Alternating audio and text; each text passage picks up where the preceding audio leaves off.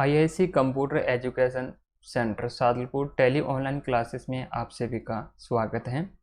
जैसे कि आज की क्लास में सीखेंगे पार्टी को पेमेंट करना और पार्टी से रिसिप्ट करना। जैसे कोई भी एक माल सेल्स करते हैं या फिर परचेज करते हैं किसी भी पार्टी को उधार में यानी कि क्रेडिट में। जब किसी पार्टी को उधार से माल यानी कि उधार में माल खरीदा जाता है या किसी पार्टी को उधार में माल बेचा जाता है तो उसको कैसे चेक किया जाता है कि किस पार्टी से कितना माल उधार में ख़रीदा है और किस पार्टी को कितना उधार माल बेचा गया है। जब भी किसी पार्टी से उधार माल खरीदा जाता है तो उसको बाद में पेमेंट किया जाता है। वैसे ही किसी पार्टी को उधार माल सेल्स किया जाता है तो उस पार्टी से पैसे रिसिप्ट करने होते हैं। तो अब ये चेक कर लेते हैं कि किसको कितना माल उधार माल खरीदा है और किससे कितना उधार माल बेचा है। तो ये जो रिकॉर्ड ऐड आपको किया हुआ मिलेगा वो बैलेंस शीट में जाके मिलेगा। यानी कि अपने जो फाइनल स्टेटमेंट होते हैं P&L अकाउंट होता है यानी कि प्रॉफिट एंड लॉस अकाउंट होते हैं, बैलेंस शीट होती है। तो बैलेंस शीट के अंदर आपको ये मिलेंगे कि कौन सी पार्टी को कितना माल खरीदा है, कौन सी पार्टी को कितना माल सेल्स किया है। तो देखने के लिए बैलेंस शीट का यूज़ किया जाएगा। तो बैलेंस शीट में जाएंगे, एंटर बटन प्रेस करना है। पूरी डिटेल देखने के लिए Alt F1 का यूज़ किया जाता है। तो सबसे पहले तो बात कर लेते हैं लायबिलिटीज़ साइड की। तो लायबिलिटीज़ साइड में यहाँ पर शो करेगा सैलरी क्रेडिटर। अब ये क्रेडिटर क्या होते हैं कि जो भी पार्टी को आपने उधार यानी जिस पार्टी से भी आपने उधार माल ख़रीदा है वो क्या होते हैं क्रेडिटर। जिस पार्टी से उधार माल ख़रीदा जाता है तो वो क्या होते हैं अपने लिए क्रेडिटर होते हैं। यानी कि टोटल उधार माल कितना खरीद रखा है यहाँ पर आपको बता रहे हैं कि 1000 रुपये का उधार माल खरीदा है। तो किससे खरीदा, एंटर बटन प्रेस करके देख सकते हैं को ये यानी कि 1000 रुपये का जो आपने उधार माल खरीदा है वो खरीदा पंकज से 1000 रुपये का माल खरीदा है। किसी भी पार्टी से उधार माल खरीद के लेके आते हैं तो उस पार्टी को बाद में पेमेंट किया जाता है। ठीक है। अब साथ में ये भी चेक कर लेते हैं कि आपने उधार माल कितना बेचा, तो वो एसेट साइड में शो करेगा। यानी कि ये क्रेडिटर लायबिलिटी साइड में क्यों शो कर रहा है, वो इसलिए क्योंकि अपना एक दायित्व बनता है, क्योंकि इनसे आपने उधार माल खरीदा है तो इनको पेमेंट करना होगा, वो अपनी एक लायबिलिटीज दायित्व बनता है, इसलिए यहाँ पर ये शो कर रहा है। उसके बाद में एसेट साइड में यहाँ पर आपको मिलेगा सैलरी डेबिटर कि उधार माल कितना बेचा। उधार माल सेल्स किया आपने 24,000 का, किसको किया था, एंटर बटन प्रेस करते हैं, यहाँ पर शो कर देगा नवीन को। बैक चलते हैं। अभी एसेट साइड में शो क्यों कर रहा है, क्योंकि जिनको अपन उधार माल बेचते हैं तो उनसे अपन को पैसे लेने होते हैं, वो अपनी एक एसेट्स बनती है, तो इसलिए वो एसेट साइड में यहाँ पर शो करता है। तो इन पार्टी से यानी कि इन पार्टी को पेमेंट कैसे करते हैं और इस पार्टी से पैसे रिसिप्ट कैसे करते हैं। तो सबसे पहले मैं ये बता देता हूँ कि पार्टी को पेमेंट कैसे किया जाता है। तो पार्टी को कौन सी पार्टी को पेमेंट करेंगे, जिस पार्टी से उधार माल खरीदा था। तो उधार माल खरीदा था किससे, पंकज से। कितने रुपए का, 1000 रुपये का। तो इसको पेमेंट कैसे करेंगे, तो पंकज अपने से 1000 रुपये मांगता है तो उसको पेमेंट कैसे करेंगे। तो साथ में ये भी चेक कर लेना कि कंपनी में कैश कितना है। अभी जैसे कंपनी में टोटल कैश कितना है, कंपनी में अभी पैसे हैं अपने पास 4,67,900 रुपये। जब भी किसी पार्टी को पेमेंट करेंगे तो अपनी कंपनी में पैसे होने ज़रूरी है। तो अभी अपनी कंपनी में पैसे हैं 4,67,900 रुपये।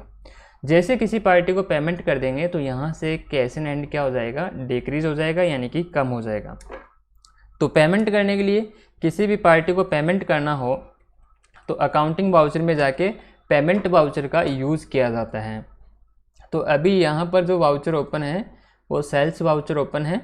तो पेमेंट वाउचर को ओपन करने के लिए शॉर्टकट की होती है F5।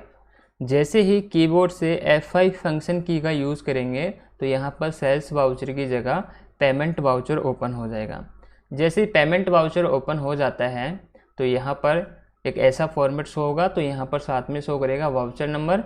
अब कैसे पेमेंट किया जाता है पार्टी को, तो यहाँ पर सबसे फर्स्ट ऑप्शन आता है अकाउंट का। अगर किसी पार्टी को पेमेंट कैश में कर रहे हैं तब तो यहाँ पर कैश लिखेंगे।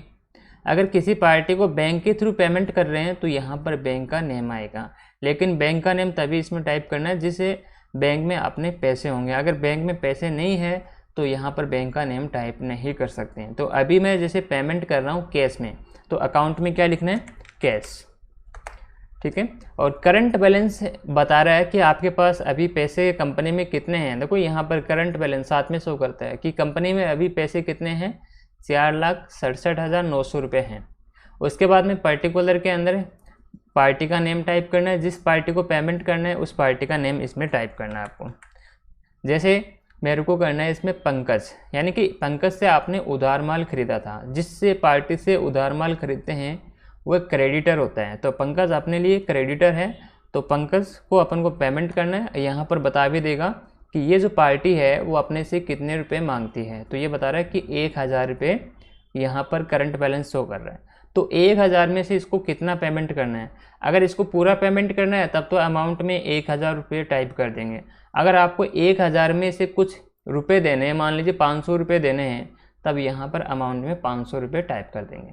अगर पूरा पेमेंट करना है तब तो पूरी अमाउंट, जैसे 1,000 रुपये ये पार्टी अपने से मांगती है, तब तो 1,000 रुपये इसमें टाइप करना है, या उसमें से कुछ रुपये देने हैं तो इसमें आप टाइप कर सकते हो। जैसे मैं 1,000 में से उस पार्टी को सिर्फ कितने रुपये देना चाहता हूँ, 500 रुपये।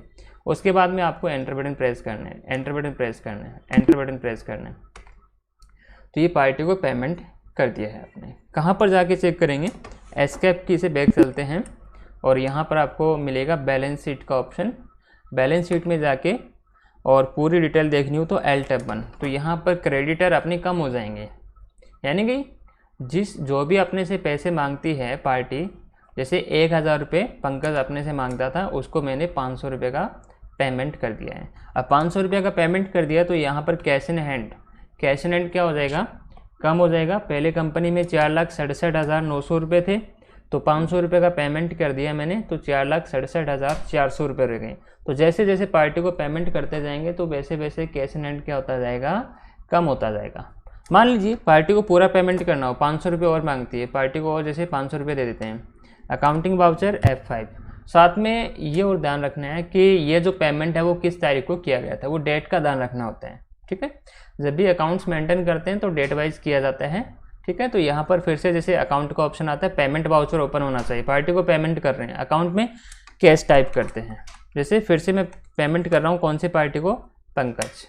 अभी करंट बैलेंस पहले 1,000 रुपये यहाँ पर शो कर रहा था, उसमें से 1,000 में आपने 500 रुपये का पेमेंट कर दिया है। उसमें से अभी जैसे 1,000 में से 500 का पेमेंट कर दिया तो करंट बैलेंस क्या रह गया, 500 रुपये। अब जैसे पूरा पेमेंट कर रहे हैं, 500 रुपये और मांगता है तो 500 और दे देते हैं, इसको एक्सेप्ट कर लेते हैं।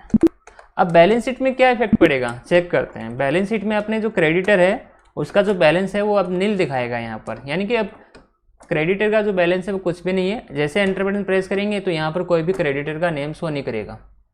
जितने भी क्रेडिटर थे या जितने भी इसमें आप, यानी कि जिससे भी आपने उधार माल खरीदा था, उन सभी को आपने क्या कर दिया, पेमेंट कर दिया। तो 500 रुपये और आपने पेमेंट किया तो कैश इन हैंड से 500 रुपये और क्या हो जाएंगे, यहाँ से डिक्रीज हो जाएंगे, कम हो जाएंगे। तो ऐसे अपन जिस पार्टी से उधार माल खरीदते हैं तो ऐसे अपन पार्टी को पेमेंट कर सकते हैं। उसके बाद में बात करते हैं कि जिस पार्टी को आपने उधार माल बेचा था, जैसे जो भी पार्टी को उधार माल बेचते हैं तो वो अपने लिए क्या होता है, एक सैलरी डेबिटर, वो अपनी एसेट्स बनती है। एसेट्स क्यों बनती है, क्योंकि उनको उधार माल बेचा है तो उनसे पैसे रिसिप्ट करने होंगे, अपन को पैसे लेने होंगे, तो वो अपनी एक एसेट्स हैं। तो उधार माल किसको बेचा था, एंटर बटन दबाते हैं, नवीन को। कितने रुपए का, 24,000 का। अब इनसे पैसे लेने हैं, इनसे पैसे लेने 24,000। जैसे पैसे लेंगे तो कैश इन हैंड क्या हो जाएगा, इंक्रीज हो जाएगा। यानी कि अपने किसी पार्टी से पैसे आ रहे हैं तो कैश इन हैंड क्या हो जाएगा, इंक्रीज। अभी अपनी कंपनी में पैसे कितने हैं, 4,66,900 रुपये।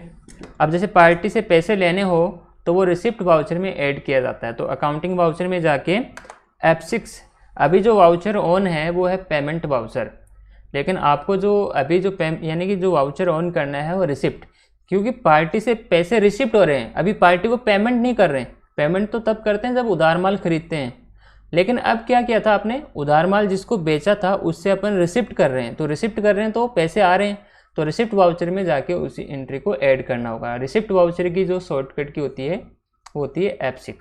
जैसे ही F6 बटन प्रेस करेंगे तो यहाँ पर वाउचर जो ऑन हो जाएगा, रिसिप्ट वाउचर। अभी जैसे रिसिप्ट अगर आप कैश में कर रहे हो तो कैश, अगर आपके जैसे पैसे प्राप्त हो रहे हैं और वो डायरेक्ट बैंक में जा रहे हैं तब यहाँ पर बैंक का नेम। बैलेंस शीट में चलते हैं L-tab 1। तो यहाँ पर एसेट साइड में देखते हैं सैलरी डेबिटर्स, पहले 24,000, अब कितने रह गए 4,000। 24,000 में से इसने 20,000 रुपये दे दिए, 20,000 दे दिए तो अपना कैश रेंट क्या हो गया 20,000 से इंक्रीज हो गया, बढ़ गया। तो ये था पार्टी को पेमेंट करना, पार्टी से पैसे रिसिप्ट करना।